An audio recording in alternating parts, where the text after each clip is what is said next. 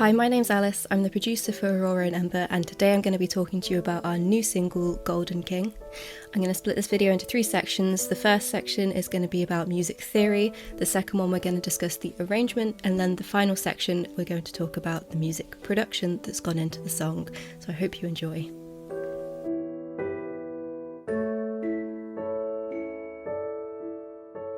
So first we're going to have a look at the music theory, which is what chords we've used and why. So the first thing I'm going to do is open up my piano roll. So looking at the selection of notes that we've got here, we've got D, E, F sharp, G, A, B, C sharp, D, which is a D major scale. However, we can see as well that our home chord that the song is starting on and that it resolves to at the end of the chord sequence is a G major. So I'm going to call this scale the G Lydian mode, which uses all of the notes of D major but moved up to start on the 4th of the scale, which is a G. So instead of we're using G, A, B, C sharp, D, E, F sharp, G. So that uses all of the notes of D major but starting and ending on G. So looking at our chords that we've used here, we can see that they're fairly standard chords. For example, the first one is a simple G major chord using the notes G, B and D. However, we do have some interesting melodic movement. For example, when we move up to the C sharp here during this G chord, that creates this really interesting sound where we have G, B, D and C sharp on the top there. So we could call that a G major sharp 11 chord. And then similarly with the second chord, we're also moving up to a C sharp on top of this standard E minor chord. So we have E, G, B and a C sharp on the top there. The third chord we've used in the verse is a standard A major chord using the notes A, C sharp, E, and then we can see here that the melody also moves up to include a D, which creates this interesting sound using an added 11th note. Our final 2 chords in the verse are a standard B minor chord with no extensions, and then moving back to A major again, but with the inclusion of a B, which we can call A sus2 because it swaps out the third of the chord, the C sharp, for a second, a B, and this is known as a suspended chord.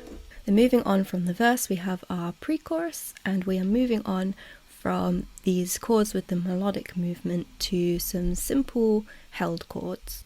However, if we have a look at what the strings are playing during the pre-chorus, we can actually see that there are some extensions to the basic chords that we've used.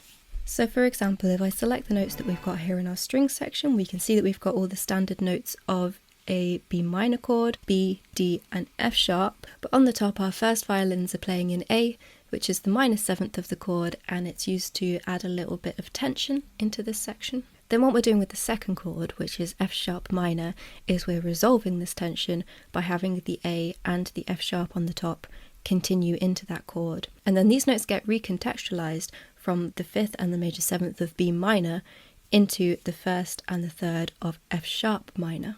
And this is a nice way to tie 2 chords together by having some of the notes in the strings continue from one to the other. It creates this really nice fluid movement between the 2. For the third chord, we're using a G major, and again we're creating this fluid movement by maintaining the A note that's played here in the middle by the violas.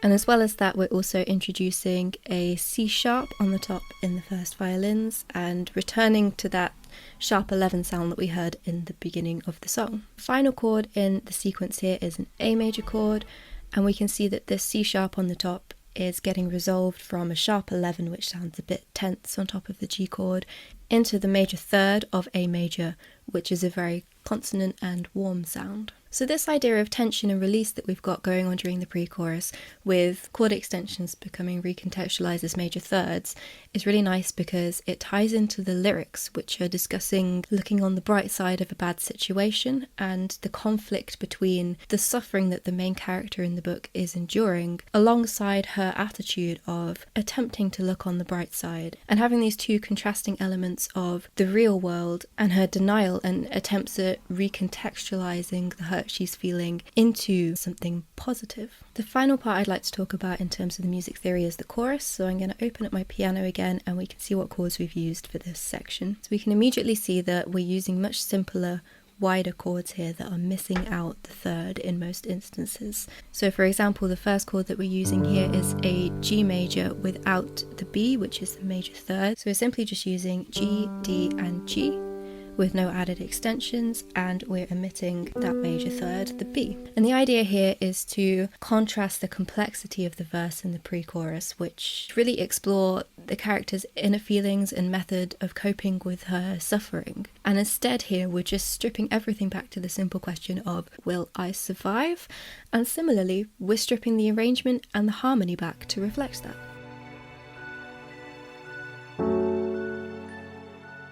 The next thing I'd like to talk about is the arrangement of the song. Starting with the verse, we're simply using piano with a few added embellishments, such as the celesta, harp, and a little bit of solo cello. Looking a bit closer at the piano, we can see that we're using a steady, unchanging pulse throughout, which conveys the idea of being stuck, just as the main character in the book feels trapped in her life. And similarly, I like to think of these pointed movements in the melody as the points of a crown. Then when we get to the pre-chorus, we're swapping out that steady pulse for some long held chords, along with a celesta and harp rhythm that's playing over the top. So I'll select those and play them for you now so you can hear them.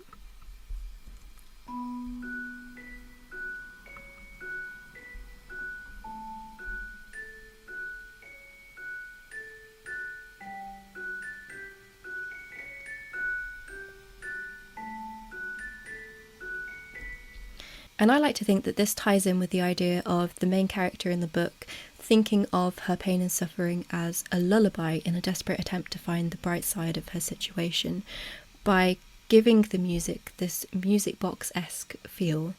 As well as those elements, we also have our string section down here, and if I select that, I can show you how we have a rising melody in the strings in order to build up tension, moving towards the end of the pre-chorus and into the chorus.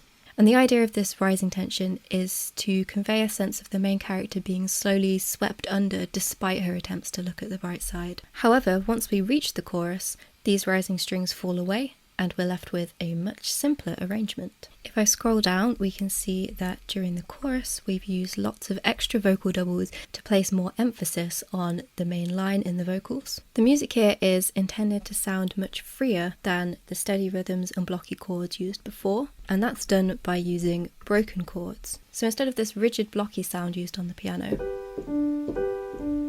we're using a much freer sounding arpeggio. This, combined with light, airy vocals and breathy synthesizers, is intended to represent the freedom that the main character desires. When we get to the final chorus, we're using a much thicker texture, combining woodwinds, brass, percussion, synthesizers, and strings, along with a falling piano ostinato over the top for a large, dramatic sound that sets it apart from the first chorus. Finally, we move on to our instrumental section, which again uses rising strings to convey the idea of being swept under. As the strings rise to a climax towards the end of the instrumental section, more elements are added, such as woodwinds, brass, percussion, synthesizers, and vocal harmonies. And this gradually thickening texture, along with the various vocal lines circling the stereo field, reflects the swirling thoughts that are building in the main character's head. For example, "Don't take me away," "Will I survive?" "Look on the bright side," and "I pretend the pain is just a lullaby." And these conflicting thoughts summarize the different aspects of the song: the pain she's enduring, her attempts to ignore it and only look on the bright side, and the underlying fear of whether she will ever make it out alive. The final line of the song, "But on the bright side I'm still alive," ultimately expresses that there is no bright side to be found. Relating back to the book, this represents the moment when the character realizes that she needs to break out of her denial and finally take action to secure her own happiness rather than looking for a bright side that doesn't exist.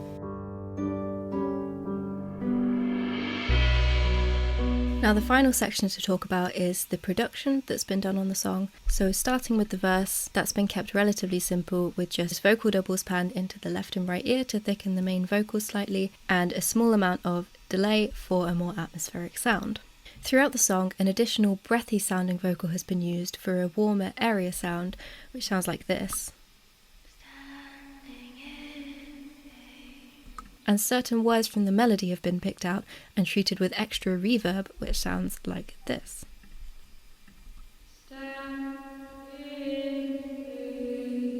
This method ensures a clean sound for the vocals because it avoids the main vocal becoming too muddied with reverb and allows for certain notes in the melody to ring out for slightly longer while skipping out any notes that could cause dissonance. The next part I'd like to talk about is the end of the pre-chorus, when we transition into the main chorus. In order to smooth this transition over, we've applied a bit of extra reverb to the end of the pre-chorus. I've done this by printing the end of the pre-chorus as an audio file and simply applying a reverb plugin directly onto the channel strip, muting the dry signal and increasing the wet signal so that we get this sound which tides over the gap.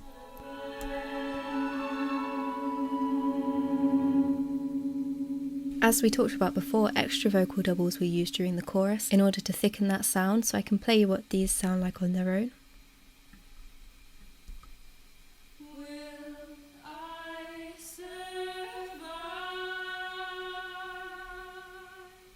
And as well as that, we've used some reversed reverb to introduce the beginning of the chorus on the word will. So what that means is I've printed this part of the reverb from the vocal as an audio file and then reversed the audio file to create this effect.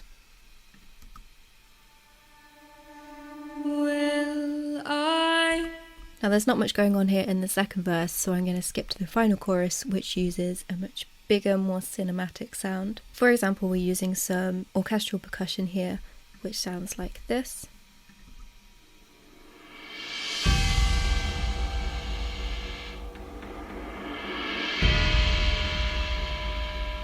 And you can hear that there's lots of delays going on, and that's when we've got this sound that's echoing on for a long time. And similarly, we've used a delay in the strings as well, where we've got these staccato violins playing, and I can play you what that sounds like here.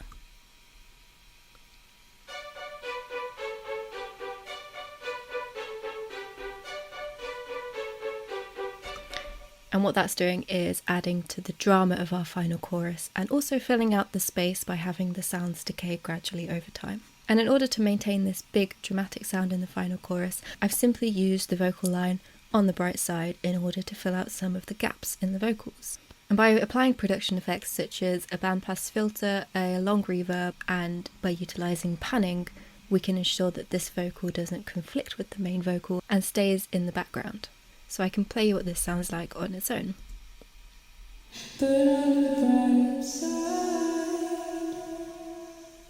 Finally, I'm going to talk about the instrumental section at the end of the song, which begins with the backing vocal line, "Don't Take Me Away." The main recording of this line is panned into the right ear and it sounds like this. Don't take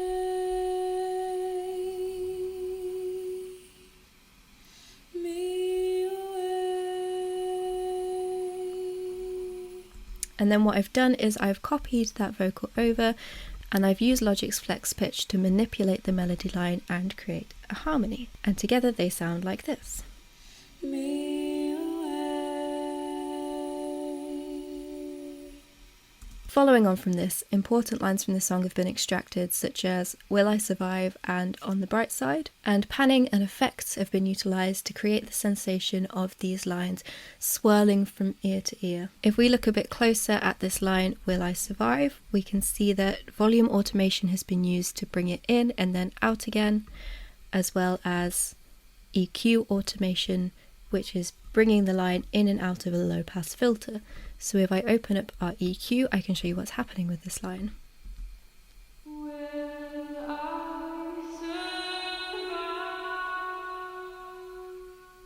So this creates a sense of the line getting closer and then further away again in order to add to this swirling effect as the instrumentals rise in intensity. After the instrumental section, the line "But on the Bright Side" uses a staggered reverb effect, which I can play for you now. It sounds like this. But on the bright side.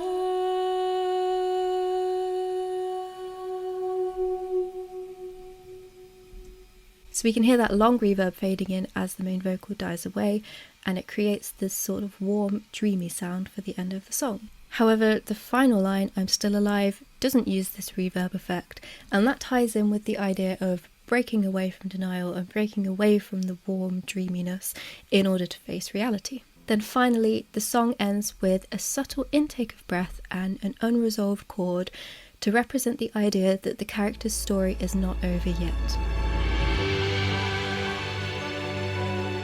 That's everything that I wanted to talk about today. Thank you so much for watching. If you haven't heard the song yet, Golden King is available to stream on all major streaming services, so I really hope that you will go and check it out. I'm hoping to release videos like this for all of our upcoming songs as well, so if you are interested in this type of content, please consider subscribing for more in the future.